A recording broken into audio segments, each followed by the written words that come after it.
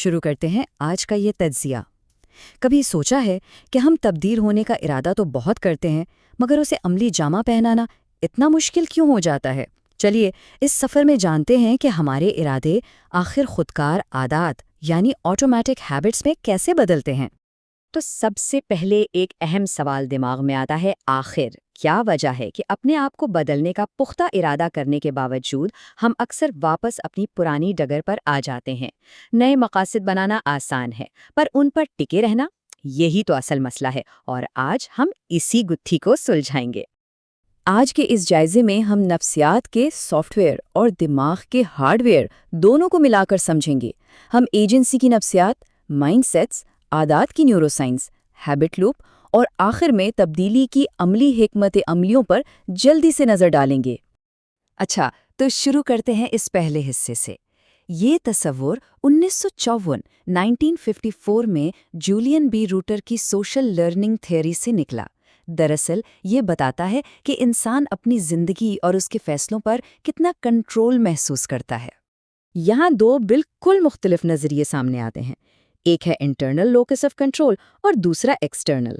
سیدھے الفاظ میں کہیں تو کچھ لوگوں کا ماننا ہے کہ ان کی کامیابی ان کی اپنی محنت کا نتیجہ ہے، جبکہ دوسرے سمجھتے ہیں کہ جو بھی ہوتا ہے وہ قسمت، اتفاق یا باہری حالات کی وجہ سے ہوتا ہے۔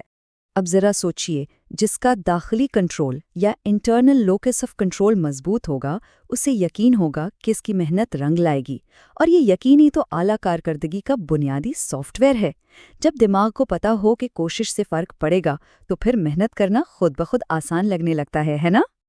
اور یہی بات ہمیں ہمارے اگلے حصے کی طرف لے جاتی ہے، مائنڈ سیٹس یعنی ہماری ذہنیت۔ آئیے دیکھتے ہیں کہ ہم اپنی صلاحیتوں اور ذہانت کو کس نظر سے دیکھتے ہیں۔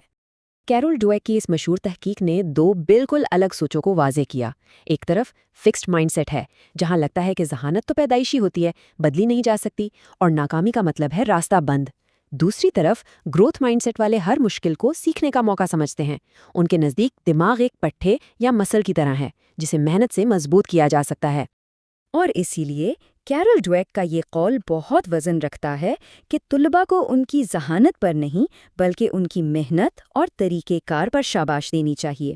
جب ہم نتیجے کے بجائے کوشش کی تعریف کرتے ہیں تو دراصل ہم اس گروتھ مائنڈ سیٹ کو پروان چڑھا رہے ہوتے ہیں۔ یہ بالکل اپنے ذہنی سافٹ ویئر کو اپڈیٹ کرنے جیسا ہے۔ چلیے اب اس نفسیات سے نکل کر تھوڑا فزیکل بائیولوجی کی طرف چلتے ہیں۔ یہاں سے ہم دماغ کے اعصابی ہارڈ ویئر کو سمجھیں گے کہ آخر یہ عادتیں بنتی کیسے ہیں۔ ہمارے دماغ میں ایک حصہ ہوتا ہے جسے بیسل گینگلیا کہتے ہیں۔ جب ہم کوئی کام بار بار کرتے ہیں تو ہمارا شعوری دماغ، یعنی وہ حصہ جو سوچ سمجھ کر فیصلے کرتا ہے، وہ اپنا کنٹرول اس بیسل گینگلیا کو دے دیتا ہے۔ یہ بالکل دماغ کا آٹو پائلٹ ہے، اسی لیے پرانی عادتیں بغیر سوچے سمجھے خود بخود ہو جاتی ہیں۔ یہاں نیورو پلاسٹیسٹی کا کردار بہت ہی دلچسپ ہے۔ ہمارا دماغ دراصل لچکدار ہے، یہ بار بار کیے جانے والے اعمال سے اپنے اندر نئے اعصابی راستے بنا لیتا ہے۔ یہ راستے آہستہ آہستہ پکی سڑکوں اور پھر شاندار ہائی ویز میں بدل جاتے ہیں، اور پھر ہمیں کسی کام کو کرنے کے لیے روزانہ کی وقتی موٹیویشن کا انتظار نہیں کرنا پڑتا۔ اس ہارڈ ویئر کی ورکنگ سمجھ آ گئی؟ تو اب دیکھتے ہیں ہیبٹ لوپ فریم ورک کو۔ اگر اس فریم ورک کو ٹھیک سے سمجھ لیا جائے تو اپنے روزمرہ کے اعمال کو مرضی کے مطابق ڈھالنا بالکل ممکن ہو جاتا ہے۔ دماغ میں عادات کا یہ سرکٹ دراصل 3 حصوں پر مشتمل ہے۔ پہلا حصہ ہے کیو یا اشارہ، جو عادت کو ٹریگر کرتا ہے۔ دوسرا ہے معمول، یعنی وہ کام جو ہم کرتے ہیں، اور تیسرا ہے انعام، جو دماغ کو سکھاتا ہے کہ ہاں یہ کام آئندہ بھی کرنا فائدہ مند ہے۔ یہ اشارے یا کیوز دراصل ہمارے ارد گرد کے ماحول میں چھپے ہوئے ٹریگر بٹنز کی طرح ہیں۔ سائنس بتاتی ہے کہ ہمارا دماغ عام طور پر 5 چیزوں سے ان اشاروں کو جوڑتا ہے: دن کا وقت، جگہ، ہمارے جذبات، آس پاس کے لوگ، یا بالکل پچھلا کیا گیا کام۔ اگر ان کو پہچان لیا جائے تو پرانی عادتوں کو آسانی سے قابو کیا جا سکتا ہے۔ اچھا، ایک بہت مشہور متھ یا افسانہ ہے کہ کوئی بھی نئی عادت اپنانے میں صرف 21 دن لگتے ہیں، لیکن حقیقت میں جدید تحقیق کے مطابق ایک ہیبٹ لوپ کو مکمل طور پر آٹومیٹک ہونے میں اوسطاً 66 دن لگتے ہیں۔ تو تھوڑا صبر رکھنا بہت ضروری ہے، یہ راتوں رات ہونے والا جادو نہیں ہے۔ تو اب آتے ہیں سب سے اہم حصے کی طرف، عملی حکمت عملی۔ اب تک جو سائنس ہم نے سمجھی، اسے استعمال کرتے ہوئے اس دماغی لوپ کی دوبارہ وائرنگ کیسے کی جائے؟ اہداف یا گولز بہت اچھی چیز ہیں، اس میں کوئی شک نہیں، لیکن یہ صرف ایک منزل دکھاتے ہیں۔ دوسری طرف عادتیں وہ قابل کنٹرول عمل ہیں جو ہمیں اصل میں اس منزل تک لے جاتے ہیں۔ اہداف موٹیویشن پر چلتے ہیں، جو کبھی کم کبھی زیادہ ہوتی ہے، جبکہ عادتیں آٹو پائلٹ پر چلتی ہیں۔ اگر واقعی لمبے عرصے کے لیے تبدیلی لانی ہے تو اصل کام اپنی شناخت یا آئیڈینٹی کو بدلنا ہے۔ جب ہم کوئی چھوٹا سا اچھا کام کرتے ہیں تو ہم دراصل اس انسان کے حق میں ووٹ ڈال رہے ہوتے ہیں جو ہم بننا چاہتے ہیں۔ مثال کے طور پر، میں دوڑنے کی کوشش کر رہا ہوں کہنے کے بجائے یہ سوچنا کہ میں ایک رنر ہوں، دماغ پر بہت گہرا اثر ڈالتا ہے۔ کچھ بہت ہی آسان حکمت عملیاں ہیں جو اس رویے کی تبدیلی کو پریکٹیکلی آسان بناتی ہیں۔ ان میں ماحول کو ڈیزائن کرنا، عمل درآمد کے پختہ ارادے بنانا اور پہلے سے موجود عادات کے ساتھ نئی عادت کو جوڑنا یعنی ہیبٹ اسٹیکنگ شامل ہے۔ آئیے انہیں تھوڑا کھول کر دیکھتے ہیں۔ پہلا طریقہ ہے عمل درآمد کے ارادے یا امپلیمنٹیشن انٹینشنز، یعنی اپنے ارادے کو واضح شکل دینا۔ بس یہ طے کرنا ہے کہ اگر صورتحال ایکس پیش آئی تو میں عمل وائی کروں گا۔